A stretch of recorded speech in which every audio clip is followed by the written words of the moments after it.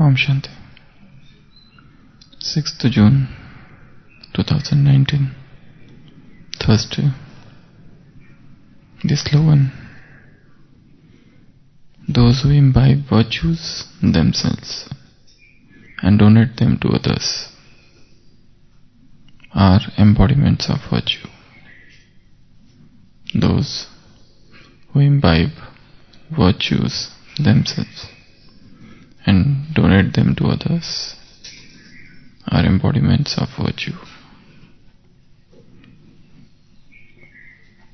To imbibe virtues and then to donate them.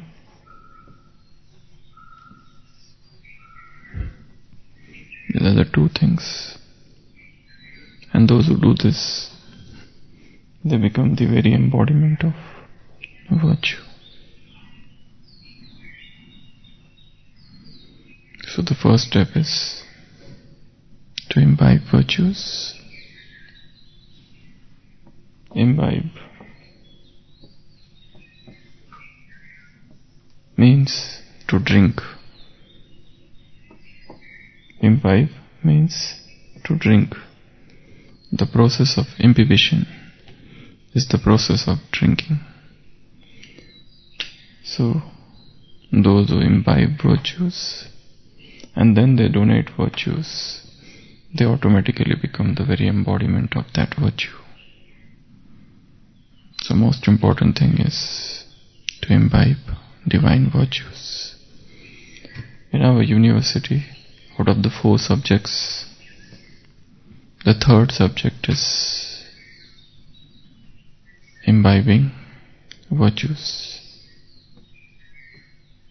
So how do we do that? What should we do with virtues?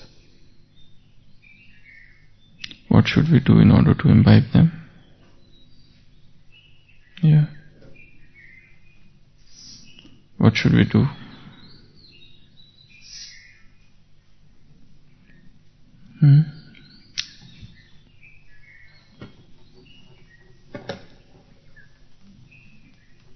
It is not just the virtues, but we have to imbibe so many other things.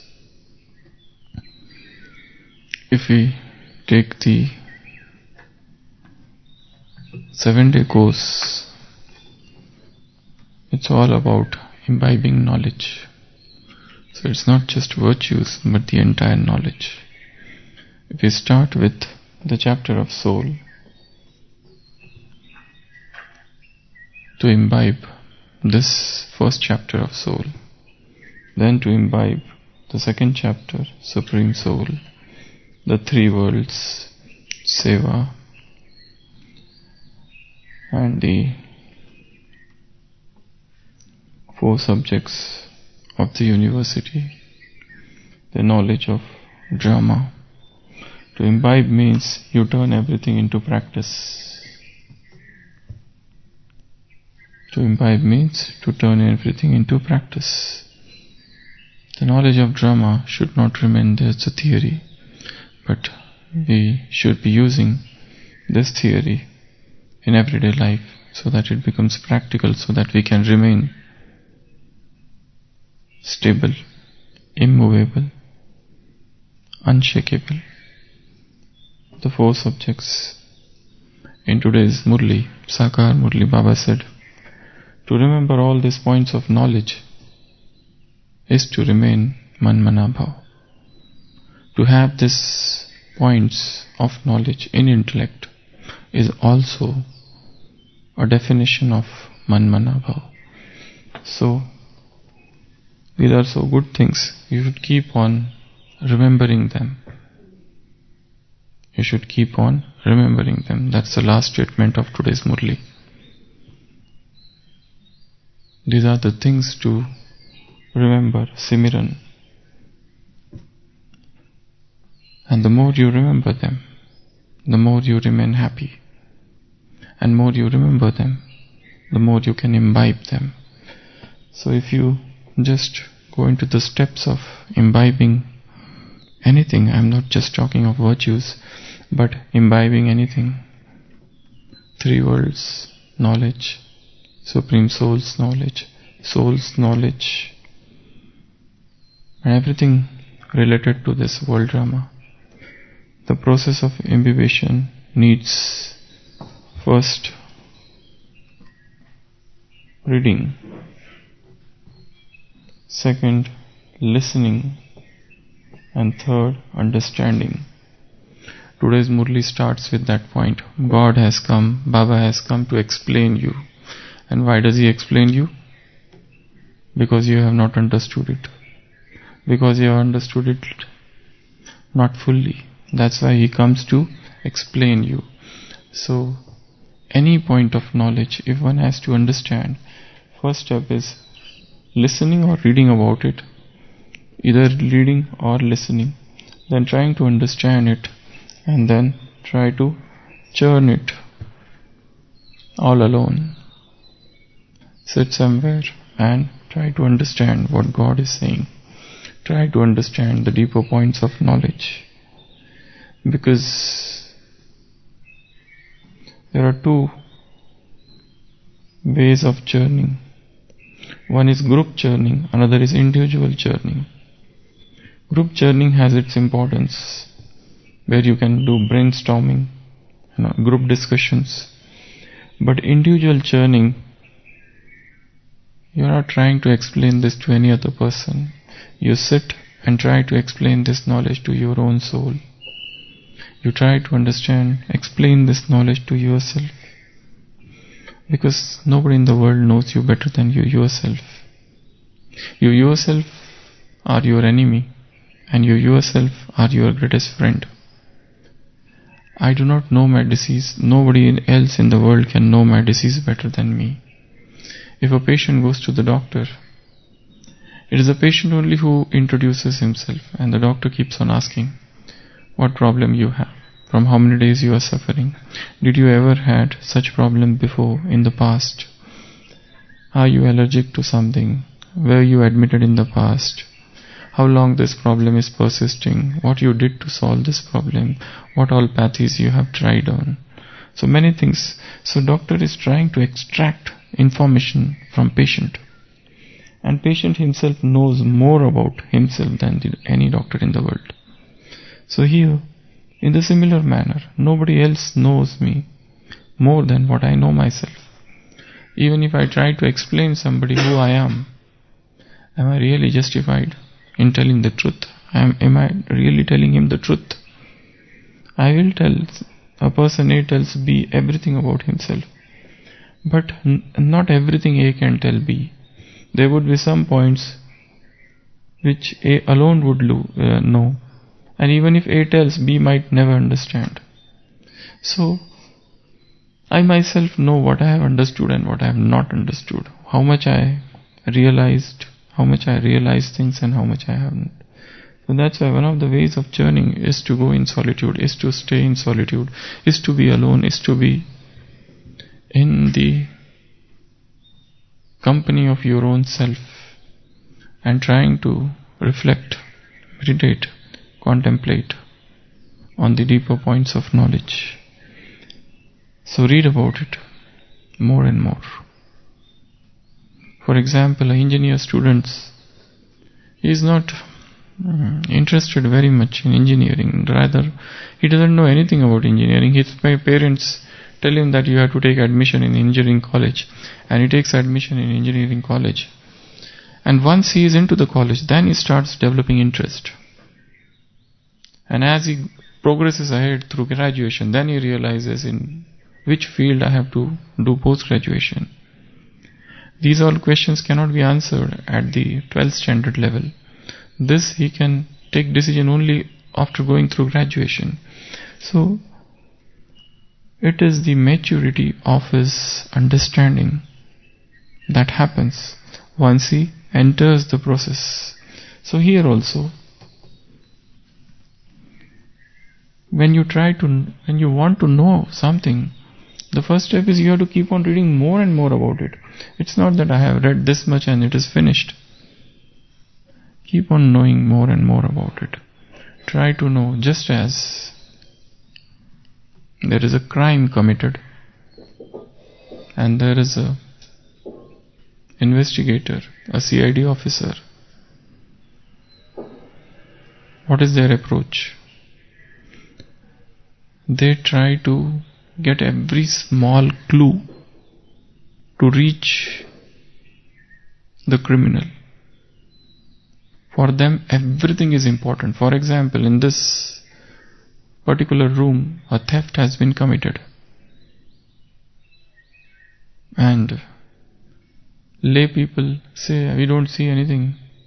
There is nothing here as a clue to find out who has committed it. But a detective, a CID officer, an investigator, he will try to analyze each and everything. For him, nothing is waste. Everything is a clue. In the similar manner,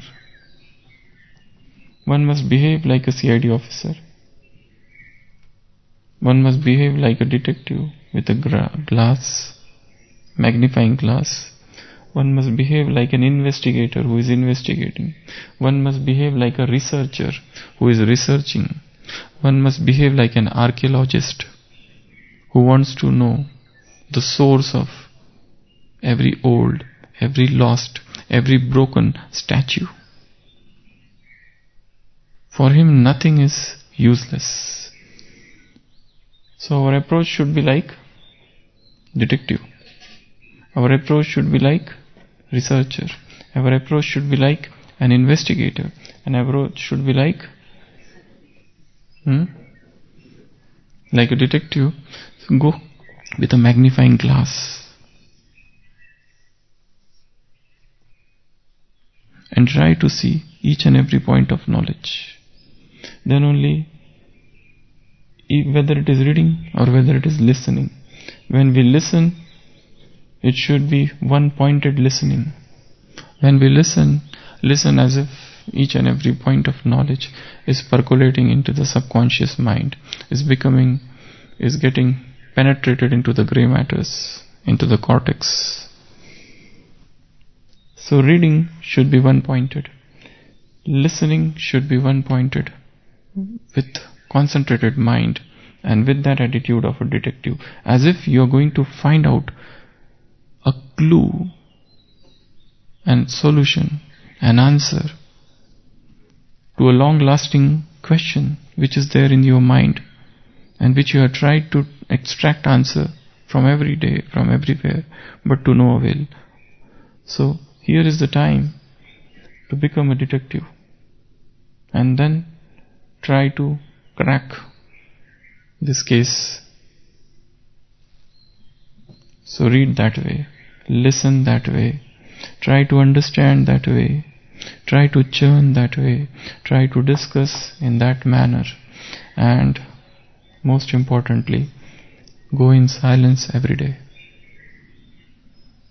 If we have 24 hours with us, how much time we should spend in churning knowledge?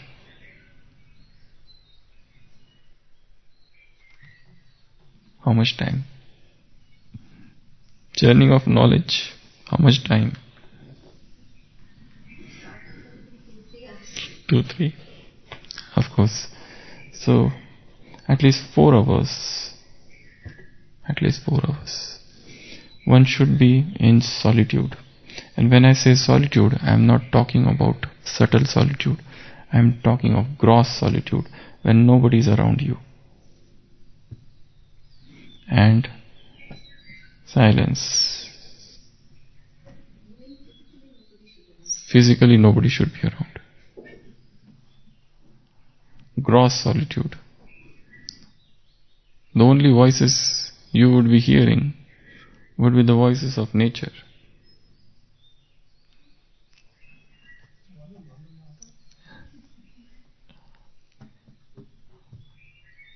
A deep love for solitude. Then only the deep churning of knowledge takes place. Otherwise it's impossible. Another thing is, you might be in the crowd and yet in solitude. That's out of higher practice. When you do this practice of staying in gross solitude for a long time and suddenly you are thrown into crowd, so here also you can stay in solitude.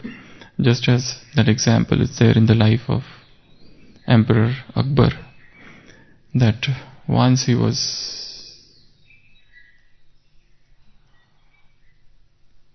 running, he had some work. He was sitting and doing namaz, and it was a forest, and he was going somewhere, and suddenly a woman, a young woman, who is running fast, and she is running so fast that she hits him and she runs away. So he is infuriated. But since he was doing his prayer, he doesn't say anything. But the moment he finishes his prayer, he gets up and tries to find who was that lady who was running so fast that she did not have even respect for the king. And she is showing utter disrespect. It is an absolute insulting that I am doing prayer and she is hitting me and running away.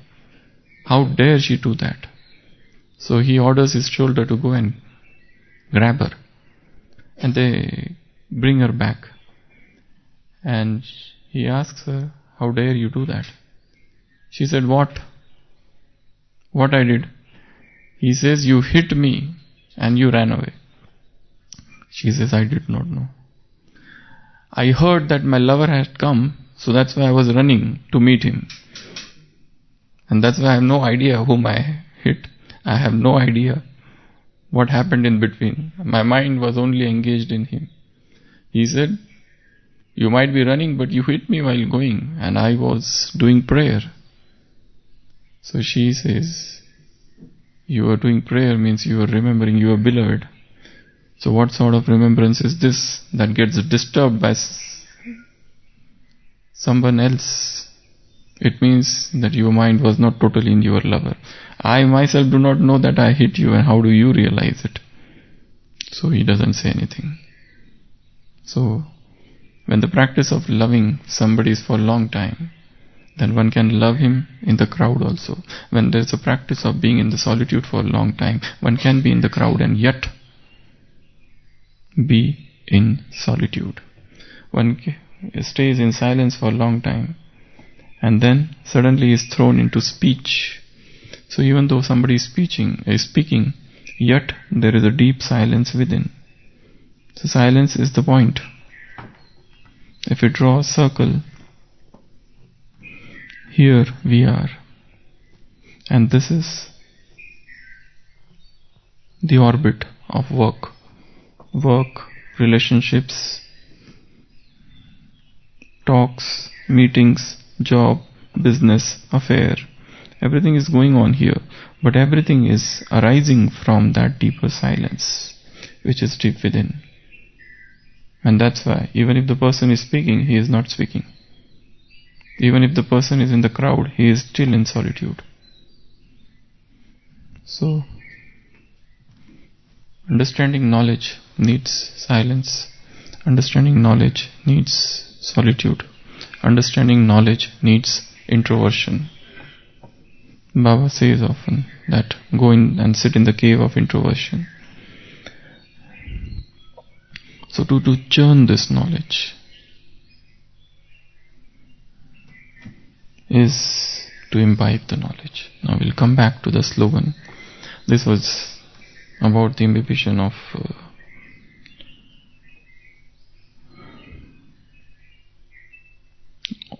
every point of knowledge. Baba is saying those who imbibe virtues.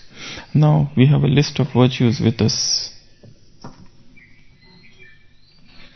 How many list of virtues we have? How many virtues we have? 36 are written, but if you write down, they can become more than 100. There are lists more than 100. So anything can become virtue. You just churn, you just think. So when you want to imbibe virtue, you have to undergo the same process. First, go in silence, go in solitude, become introverted. Then read about it, then write about it, then think about it, then churn it, try to understand it, discuss it with others. And implementation, planning about it, and then putting into practice, experimentation with it, working on it, converting virtue into drill. For example, purity is a virtue as well as power. Purity is a virtue, is a power, is a treasure, whatever you call it. So write a short drill on purity. Or whatever virtue one lacks, one should stop and think about it. For example, self-control. So one lacks self-control and one loses self-control so many times. Or peace. So one must churn on peace. One must think on peace. One will have to give time. And what about donating virtues? How do we donate virtue? Take the virtue and give to others. How do we give it? How do we donate? By imbibing and becoming embodiment. There is no such. Virtue is not a thing that I give to somebody. For example, one is disciplined. How does he is donating discipline to others? By showing his disciplined life. Jagdish Bhai has mentioned somewhere that he had gone to meet some minister, and in that secretary office so many people were sitting, and he also sat, and they had to sit for hours on end. So for more than 1 hour he was sitting, and there were so many magazines kept there. But he just sat, he did not touch a single magazine. So he just sat like that, calm and quiet, stand still, as if in yoga. And the secretary got so impressed that here is a man who is unruffled, undisturbed, sitting here. He is just as if meditating. So probably this is a man of substance. So that's why he was called first. So, not getting distracted. In today's world, if you try to read something, you get distracted by every small thing, every message, every WhatsApp, every email. Or when one sits in room or house, the greatest distraction is digital. Second, food. One wants to eat something or other. You keep on searching what is there, and eat this, eat that, something like that. Or some voices, what is happening in the road, something or other distracts. So that's why the process of remembrance doesn't take place. If one wants to remember Murli, for example, or read it at least, you read it, and while reading, you get distracted by so many things. So how can you remember? The lesser the distraction, the more is the concentration. The more is the concentration, the more you can imbibe. The more you can imbibe, the more you can become embodiment, and the more you become embodiment, the more you can donate virtues, and more you donate virtues, you feel happy. Okay? So imbibing virtues is to play with virtues, is to think of virtues, is to go into the depth of virtues, is to realize, understand, become embodiment, think, reflect, concentrate, contemplate on each and every virtue. And it's not that just you take some virtue and start doing it. You take out virtues from everyday's Murli. Take out virtues from everyday's Murli. For example, in today's Murli, at one point, Baba said, just you should be busy in Baba's service throughout the day. That is one point somewhere. Just you should be busy in Baba's service throughout the day.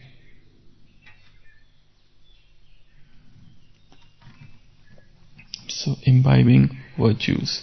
There are 4 types of bhattis: Gyan Bhatti, Yog Bhatti, Dharana Bhatti, and Seva Bhatti. At present, everybody is engaged in the 4th type of bhatti, which is the easiest. This is very easy. Go and start doing seva. This is very easy. The more difficult than that is the second bhatti is Yog bhatti. Half of the people are engaged in this and half of the people are engaged in this. So these are the most important two things people love very much. Seva and Yog. The least loved subject and the most misunderstood subject is Gyan. Today's Murli starts with Baba has come to explain you why. Today's Sakar Murli, Baba has come to explain you, Sushil Bhai, why? Because you are not understood it. Baba explains to those children who have understood less. That's why he comes to explain you. So the most neglected subject in this university is Gyan. Because Gyan, to be in Gyan means to reach Murli class and write Murli points.